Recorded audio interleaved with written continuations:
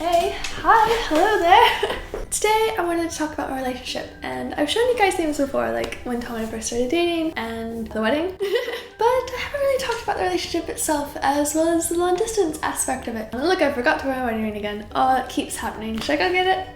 Let's go get it. She goes to get her wedding ring and she finds her sunglasses.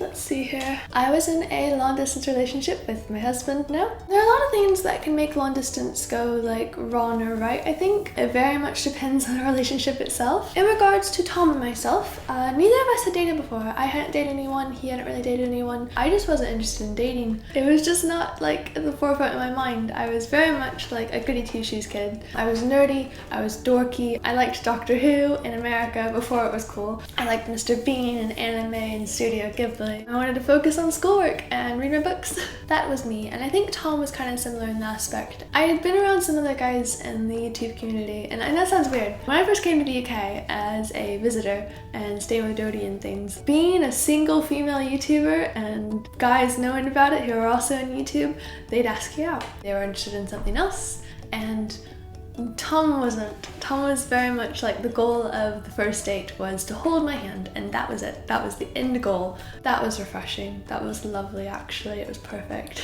And yeah, once we actually started being in a relationship, it became very apparent to both of us that we didn't want to be with anyone else. There wasn't anyone else that we had in mind or wanted to wait for, because I don't think there was anyone else we could wait for. We were perfect together. We are perfect together. And I think that's a large factor of why our long distance relationship wasn't terrible. Like, it was awful being apart from each other. Like, it was painful, and I'd feel like the pain in my chest just being apart, and I remember that so well. And the worry that I was worried about was just not being able to afford to see each other again, because flights cost a lot of money and it was hard for both of us to get away from work and things. There was a point where we had to go 6 or 7 months without seeing each other. That was hard. That was the hardest part, and I know people have done longer than that, and I don't see how they do longer than that. I remember the day I left England to go back to America. It was just, we didn't even know what to do at that point. We didn't even know like how much we were going to miss each other at that point. We were kind of just thinking it'll be alright, and when we met back up with each other,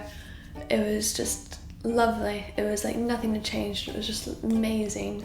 But when we had to part that time, and that time was only for a month, it was the hardest thing I'd ever done. Like, we were just crying in the airport. Like, we did not want to be separated from each other again. It is terrifying. That being said, there are some things to make long distance a bit better, and one of those is the invention of Skype.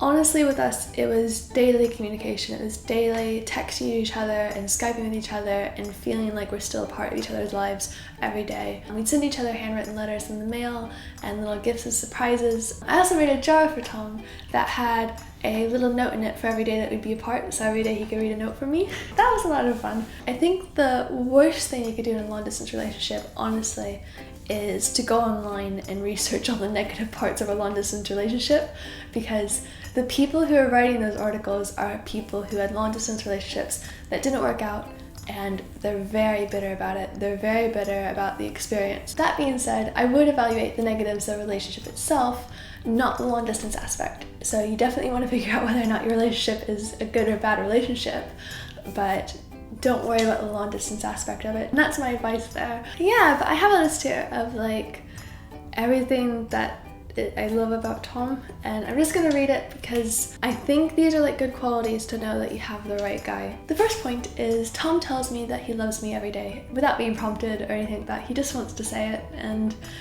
it's wonderful. There are times where he can be a bit protective because he wants to make sure that I'm alright. He also does let me be myself and have my own identity. For example, we have 2 separate offices and 2 separate rooms in our house that are our rooms. I have 2 rooms that are completely mine, and it's wonderful, and he has the same. I think that's very healthy in a relationship, to still have your own space in your own house. At the same time, we do have our shared master bedroom. We have disagreements, but we never fight. And I've said this before, and of course, like, it sparked in the comments people saying that like, oh, they're not even close enough to fight. And it's like, no, we just care about each other enough to not want to fight. And I think another aspect of that is we don't tease each other. We don't call each other names. We don't use each other's weaknesses against each other. I think part of that too is because we both were bullied growing up. We both were bullied extensively growing up. We're very much respectful of the other person. And if the other person has a contention with it, then we talk about it, we debate about it, and we come to a conclusion and a compromise, and that's how we work. So don't take us not fighting as not being close enough. There's no reason to yell. There's no reason for us to yell at each other, and so we don't. We're very supportive of each other, and we're also a team. We pay equally in our house. If we go out to dinner, then there might be some times where we treat each other to a meal, but for the most part, I pay for my meal, he pays for his. And same thing with the mortgage and house bills and anything we buy in the house together, like furniture pieces.